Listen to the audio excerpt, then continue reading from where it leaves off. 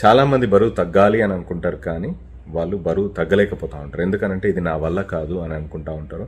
Morning మొత్తం diet చేస్తారు, night biryani ఏదో తినేస్తారు, లేకపోతే చాక్లెట్స్ ఏదో తినేస్తారు తట్టుకోలేకుండా. ఎందుకంటే పొద్దున్న నుంచి తినలేదు అనే ఒక మిస్సింగ్ ఫీలింగ్ ఉంటుంది. కాబట్టి అది ఒక ఆర్టిఫిషియల్ హంగర్ని క్రియేట్ చేస్తుంది బ్రెయిన్, దాంతో తినేస్తాం.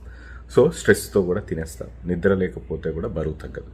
సో మనము ఏదైనా కూడా ఒకేసారి 10 kgs 20 kgs తగ్గాలి అని అనుకోకుండా స్లోగా వాకింగ్ స్టార్ట్ చేసి దాన్ని డిసిప్లిన్గా ప్రతిరోజు స్టార్ట్ చేయాలి, ప్రతిరోజు చేయాలి.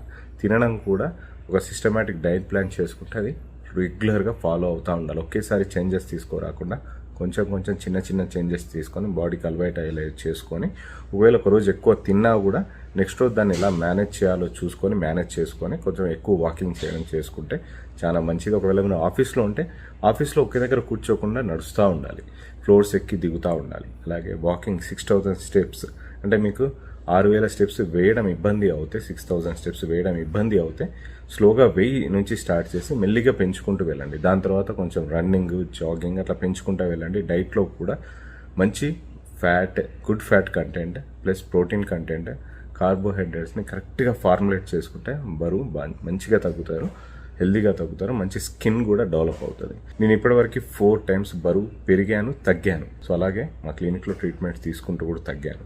డైట్ మీరు ఏది చేసినా డైట్ అంటే మీ వెయిట్ లాస్ అనేది మీ కిచెన్లో ఉంటుంది, మీ లోపలే ఉంటుంది, దాన్ని ఎవరు మార్చలేరు.